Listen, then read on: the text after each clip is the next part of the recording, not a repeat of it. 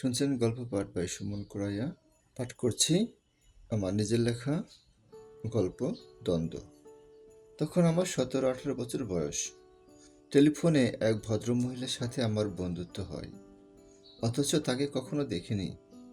তিনিও আমাকে দেখেননি। তিনি ফোনে কতগুলো অদ্ভুত অদ্ভুত সব প্রশ্ন করেন। যেমন জিজ্ঞেস করেন, 17-18 বছরের ছেলেদের কি করতে খুব ইচ্ছে করে? তুমি কি আমাকে এখন বিয়ে করতে পারবে? সব ব্যবস্থা আমিই করব। আমি বললাম, এসব কি বলছেন? আপনাকে আমি বিয়ে করতে যাব কেন? সবে মাত্র ইন্টারমিডিয়েট পড়ি, এখনই বিয়ে? তিনি কথা ঘুরিয়ে বলেন, তুমি কি খেতে পছন্দ করো? বললাম, খাবার জিনিসটা আমার খুব পছন্দের কিছু না, তাই আমার মা আমার না খাওয়া নিয়ে অনেক পীড়াপিড়ি করেন। বেঁচে থাকার জন্যই খাই।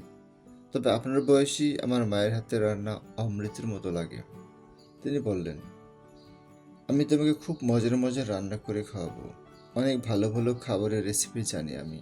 ইতালিয়ান, থাই, ভারতীয়, এমনকি শ্রীলঙ্কার রান্নাও জানি। তোমাকে বাসায় এনে একদিন খাইয়ে দিব।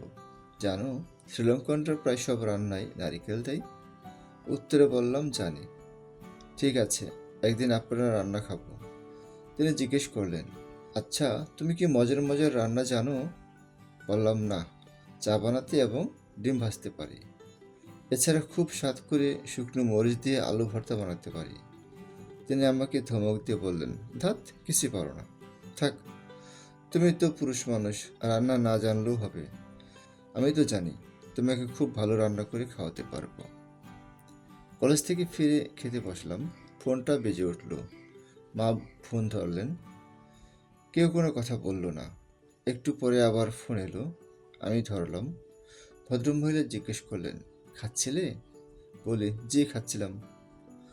তিনি বললেন, জানো, তোমার জন্য আমি বিরিয়ানি রান্না করেছি, কিন্তু তুমি তো আর এখানে খেতে আসবে না। তবুও বিরিয়ানির সামনে নিয়ে বসে আছি যেন তুমি এখনই আসবে। ভদ্রমহিলার মতলব বুঝি না। মা বাবা ফোন ধরলে কথা বলেন না, শুধু আমার সাথে কথা বলেন। তার উল্টোপাল্টা কথার গুরুত্ব না দিয়ে বলি, খুব খেতে পেয়েছে। তিনি জোরে ধমক দিয়ে বলেন, খেতে যাও। তোমাকে ধরে রেখেছি কে? খট করে রিসিভার নামিয়ে রাখার শব্দ শুনতে পাই। সারাদিন পরে বাবা অফিস থেকে ফিরলে মা আমার বিরুদ্ধে অভিযোগ করে তাকে বলেন, জয়ের সাথে কে যেন ফোনে কথা বলে, আমি হেলে বললে কথা বলে না। কয়েকদিন বাবার বেলায় এরকম হয়েছে। বাবা হেলো বললে ভদ্রমহিলা নীরব থাকেন, শুধু আমার সাথে কথা বলেন। বাবা মায়ের একমাত্র সন্তান হওয়ায় আমার জেদ বেশি, দাবি বেশি। এছাড়া তারা আমার ব্যক্তিগত ব্যাপার নিয়ে বেশি ঘাটাঘাটি করেন না। তবে সবসময় বলেন, পড়াশোনায় যেন ব্যাঘাত না হয়। আমি পড়াশোনায় ভালো হওয়ায় তারা তেমন নজরদারি করার সুযোগ পান না। আমার বিরুদ্ধে টেলিফোন নিয়ে মায়ের অভিযোগ বাবা নাকচ করে দেন, বলেন ছেলে বড় হচ্ছে।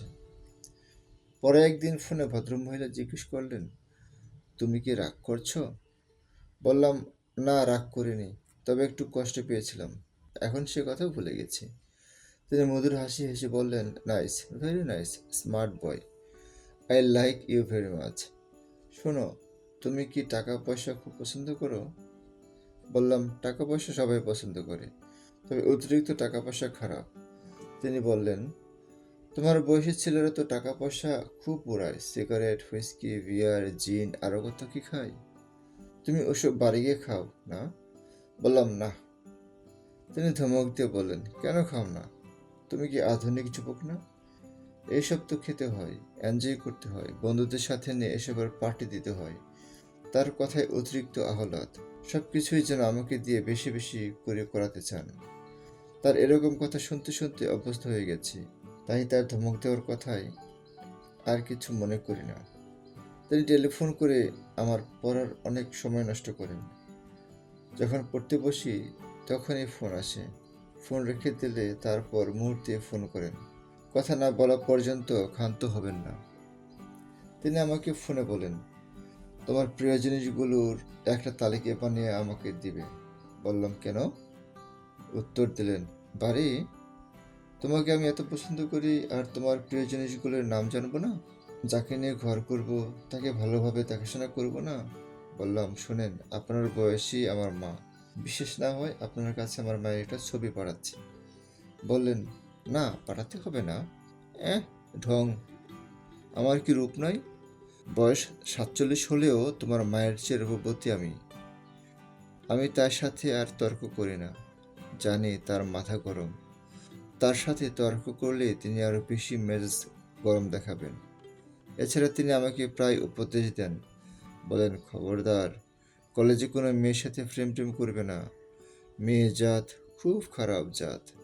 ওরা পারে শুধু ছেলেদের নষ্ট করতে, পারে ছেলেদেরকে পুতুল নাচ নাচাতে। একটা মেয়ে কয়টা পুরুষকে যে পিছনে পিছনে ঘুরাতে পারে তার কোনো ঠিক নেই। আমি বিরোধিতা করে বললাম, আমি প্রেম করলে আপনার কি? তিনি স্নেহের সুরে বললেন, আমি তোমার মঙ্গল চাই, চাই না তোমার মতো একটা চাঁদ আকাশ থেকে ঝরে যাক। শোনো, 16 বছরের একটা মেয়ে 60 বছর পুরুষকে প্রেমে প্রলুব্ধ করতে পারে, আর তোমাকে তো কোনো ব্যাপারই না। তার কথা শুনে একটু ভয় পেয়ে গেলাম। ভাবলাম, আমরা পুরুষ জাতি মেয়েদের প্রতি এতই দুর্বল। তিনি জেনে ফেলেন যে আমার প্রিয় শখ হচ্ছে বই পড়া এবং ভ্রমণ। তাই তিনি আমার জন্য অনেকগুলো সৈয়দ শামসুল হকের বই কিনে পাঠান। মনে বলেন, তোমাকে নিয়ে দেশের বাইরে বেড়াতে যাব। মনে মনে চমকে উঠি, যার সাথে এখনো দেখা হয় নাই তার সাথে দেশের বাইরে বেড়াতে যাব। তিনি বলেন, আমি ভিসা এবং টিকিট প্রস্তুত করে ফেলব, তোমার ছবি দরকার, তাই তোমার সাথে দেখা করা অতি জরুরি। বললাম, না, আপনার সাথে আমার দেখা হবে না, আর আমি আপনার সাথে কোথাও যাবও না। দয়া করে আপনি আর আমাকে ফোন করবেন না। আপনার প্রেরিত বইগুলো গ্রহণ করতে আমি অস্বস্তি বোধ করছি। ফেরত পাঠাবো কিনা ভাবছি। তিনি বললেন, না, ফেরত পাঠানোর দরকার নাই। হঠাৎ তিনি কেঁদে ফেললেন। কাঁদতে কাঁদতে বললেন, তুমি আমাকে এত অবহেলা করো কেন? তার সাথে আমার এমন সম্পর্ক হয়ে গেছে যে আমি চাই না উনি কষ্ট পাক। কিন্তু তার কথাবার্তাগুলো বিপজ্জনক, তাই সাবধানে কথা বলতে হয়। তিনি তো আমাকে একদিন বলেই ফেললেন, যদি আমাকে বিয়ে না করো তবে আমি আত্মহত্যা করব। তুমি কি চাও একটা মৃত মুখ তোমার মনের মধ্যে ভাসুক? ভাবলাম, তার সাথে সত্যি দেখা করা দরকার। আমি না হয় ছেলে মানুষ, কিন্তু তিনি তো আর তা নন। পরন্ত বিকেলে তার সাথে এক রাস্তায় দেখা হয়। তখন পৃথিবীর আলো নিভে আসছিল, চারিদিকে শীতের কুয়াশায় ঘোলাটে ভাব রচনা করছে। ভদ্রমহিলাকে দেখে সত্যি কেন যেন মনে হলো আমার মাকেই দেখলাম। এই সেই টেলিফোনের স্বরের মহিলা। তিনি আমাকে শেষবারের মতো বললেন, আমার অনেক ধন সম্পত্তি আছে, আমাকে বিয়ে করলে সেগুলোর মালিক হবে তুমি। আমার জীবনের আলো প্রায় নিভে গেছে, তুমি সে আলো জ্বালিয়ে দাও। আবারও তার পাগলামো কথা। বললাম, আপনি এরকম করছেন কেন? আমার তো এখনো বিয়ের বয়সই হয়নি। এছাড়া আপনার বয়স আমার তুলনায় অনেক বেশি। তিনি কেঁদে ফেলে বললেন, কেন আমার 60 বছরের স্বামী 16 বছরের যুবতীকে বিয়ে করতে পারলে আমি তোমাকে বিয়ে করতে পারবো না কেন? সে নতুন করে শুরু করেছে, আমিও শুরু করব। তিনি রাগে দুঃখে কাঁদতে লাগলেন। আমি বললাম, মা, আপনি বাড়ি যান, আপনার জন্য আমি ঈশ্বরের কাছে প্রার্থনা করব। এবার তিনি শান্ত হলেন, চোখ মুছতে মুছতে অন্ধকারে মিলিয়ে গেলেন। শুনছিলেন সুমন কুরাই, অর্থাৎ আমার নিজের লেখা একটি গল্প। গল্পটির নাম দ্বন্দ্ব। এটি প্রকাশিত হয়েছিল 2006 সালে সাপ্তাহিক প্রতিবেশীর ইস্টার সানডে সংখ্যায়। যদি গল্প পাঠ ভালো লেগে থাকে সাবস্ক্রাইব করার অনুরোধ করছি এবং বন্ধু বান্ধব ও আত্মীয় স্বজনদের সাথে শেয়ার করার অনুরোধ করছি। ধন্যবাদ।